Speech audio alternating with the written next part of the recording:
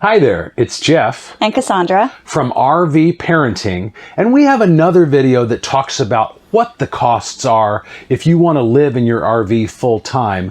I'll link to that down below in the description. You'll see a card for it at the end. Today we're kind of doing an offshoot of that video, and we're talking about how to afford to do that full time. So kind of related. There'll be a little bit of overlap, but for the most part we're going to stay away from that content, but do watch that video if you want to know what those costs are.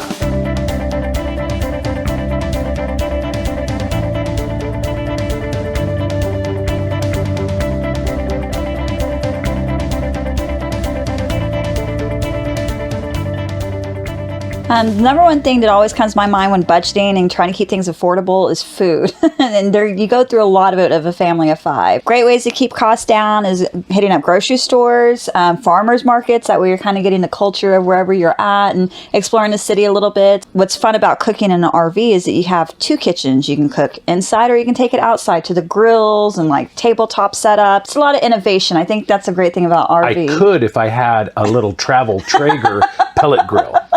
Everybody needs a Traeger. At least one. It's a lot of fun. You know, you just have to think outside the box when you're living in an RV and just make it as creative as possible. And it is affordable. And if you want to branch out of the kitchen, something we like to do is try local restaurants. You know, anything local, wherever all the people are going, that's where we want to be. Like this cool diner in Oklahoma that was all rock and roll themed. You get a real taste of the town and what the people are about that way. And sometimes it's a lot more affordable to eat like that than going to the familiar chain names that we all know. With the mobile technology being what it is today, it's easy to pull up reviews of any place, local or not. So it is kind of like fun to visit those local places. And it is typically less expensive, or about the same as what you would pay at like Texas Roadhouse or Chili's, you know, but you're branching out. We're talking about how to afford to do this full time. So campground expense is going to be a major expense if you're living in your RV full time. And dispersed camping is one way to offset that cost almost completely. If you're not familiar, there's a lot of terms that get thrown around out there. Dry camping is technically when you're camping in your RV anywhere outside of a designated campground and when you don't have hookups. That could be a Walmart parking lot, it could be out in the middle of nowhere in a forest.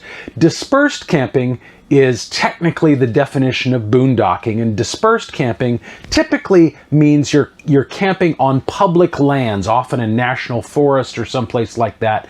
Again, you're outside of a designated campsite. And, you know, there are restrictions. You have to be a certain number of miles away from a water source and from other people. You can't do this in picnic areas, things like that. There's a lot of restrictions with dispersed camping, but generally it is free.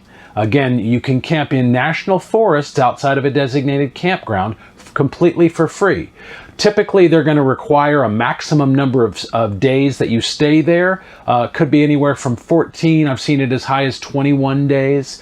But one way around that is they allow you to move within 5 miles or so of the campsite where you're currently at. In other words, you move at least 5 miles away, still in the same area, and you can start that cycle over again. So it's a great way to camp and a great way to see some beautiful places completely for free, and you're saving, you know, anywhere from $30 to $70 a night off of what you would pay to stay at an RV campground or RV resort.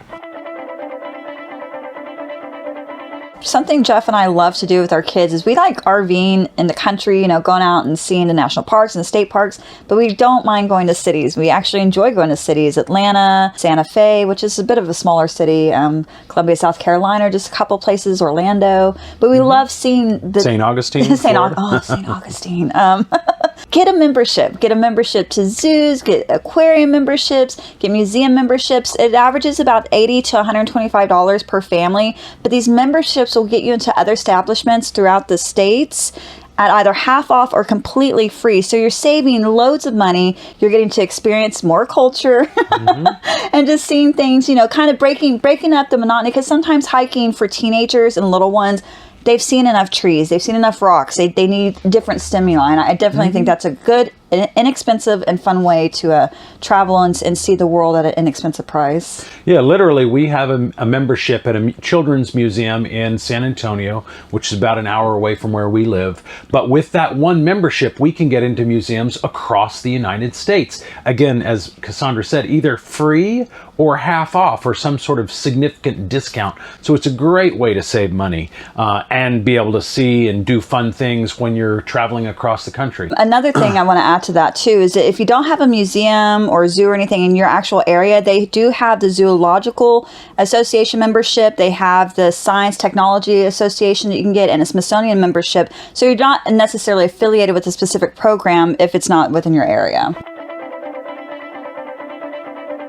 Now, going back to the topic I was talking about a second ago with the dispersed camping, and again, dry camping is any kind of camping outside of a campsite with no hookups. Dispersed camping is a subset of that, traditionally known as boondocking.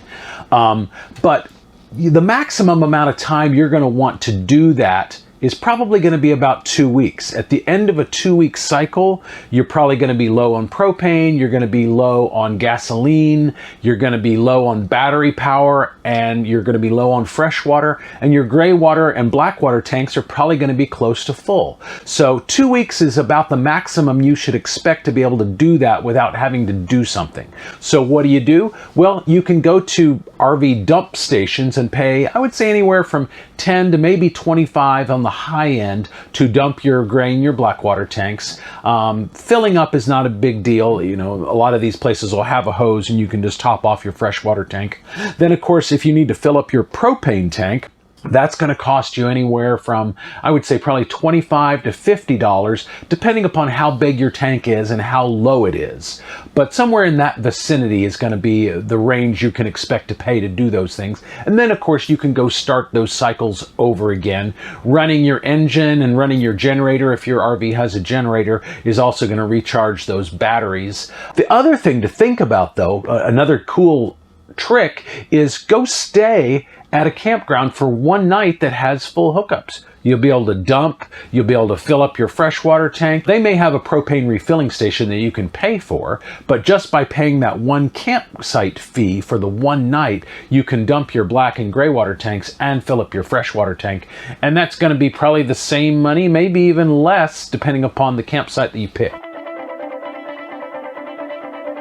So as Jeff stated, you know, if you're going to be out in like a state park or a national park, there's also memberships for those too. State park memberships are typically $25 per individual and around $100 to $150 per family. And that allows you entry into all the state parks in your area. So if you prefer to just kind of stay local and not, you know, cross state lines, which we totally understand in Texas, it's almost impossible to leave the state. Got to work for it. You do. It's an all-day event. You do have that luxury of just getting a state park membership, and any, you know, it supports your parks. You can't beat that. In a national park, all the national parks, if I can go to Big Bend National Park and Rocky Mountain National Park and not have to worry about, you know, credit card or cash, just flash my membership card, and those are pretty inexpensive too. And I want to say it's like $80, but I could be wrong. We're going to get one next year because we're going to go to a lot more national parks in 2021. And more importantly, you're going to save a lot of money if you're going to any number of these parks. It's going to be a lot cheaper to buy an annual membership than it is to pay the fees. Because it's already budgeted. It's already budgeted in your budget, so you're not having to worry about like, well, are we spending $20 or not? It's like, no, you already paid for this. It's taken care of. Other memberships that you'd want to look into are the Good Sam memberships and AARP if you're eligible for it. Good Sam can do anywhere between 10 to 15% off your RV park stays, as well as RV resorts, which is just sweeter, finer things in life. And we got an AARP membership when we got our RV, thinking that would be the way to go. I do think in retrospect it would have been a better use of our money to buy the Good Sam membership. And they're not that expensive. I mean, you're going to pay less than you would for a Sam Club's membership. So if you're already, and again, this is something you can budget for in advance, so you're not having to pay tidbit, you know, a little bit each time. It's all in one fell swoop, so your planning is on point. The best part about the AARP membership has been that when we have wanted to rent a car in certain cities where we were staying 3 to 5 days, the AARP membership has gotten us 30% off that car rental every time we've used it. So and a free upgrade. Yeah, so that's been nice. So since this video is all about how how to afford to travel full-time in your RV. I just want to kind of share with you what we do to make money. I don't have a day job, neither does Cassandra. We can work whenever, wherever we want to in our RV, any place in the country, as long as we have a little Wi-Fi, we're good. So what we do is we have this YouTube channel, of course, but right now this YouTube channel isn't making us any money yet, but it will probably eventually earn $1,000 a month or more. I have another YouTube channel all about hot tubs that already does earn over $1,000 a month. Then on top of that, we have 6 websites that we run that collectively earn us well into the 6 figures. So I don't want to bore you with all of the details of that. The purpose of this video is not to talk about blogging and YouTubing. I do have another video on my hot tub channel that goes into great detail step by step on how I do this. I'm going to link to that down in the description below in case you want to check it out. And what a great opportunity in modern day technology to be able to just get into an RV and take off, do it. Don't hold yourself back from the great adventure. It's scary. Even today, walking into the RV, I looked at Jeff and was like, I can't believe we bought an RV. Like, and it's been 3 months and I'm still like, I can't believe we did that. So just do it. Just take that leap of faith in yourself, find an RV in your budget, create a budget for being on the road, and just do it. And I will say, earning money online, whether you're blogging or making YouTube channels, is not an instant get-rich-quick scheme. And it also doesn't have to be spammy or scammy. There's a lot of those people out there, but you don't have to do it that way. In fact, I think it's better to not do it that way. But it isn't instantaneous. But I do think that within 15 to 24 months, you could be earning a full-time living doing this in place of the day job you might have right now. And I think that's a great thing. It's great to have that level of freedom and flexibility to just do what you want to do. Yeah, be your own boss. That's what we are. We want that for you too. Again, if you're interested in how to do that, check out my video down below in the description.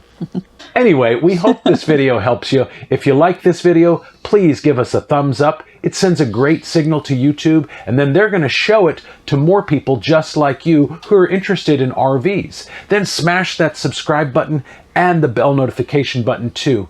But with that, we'll see you in the next video.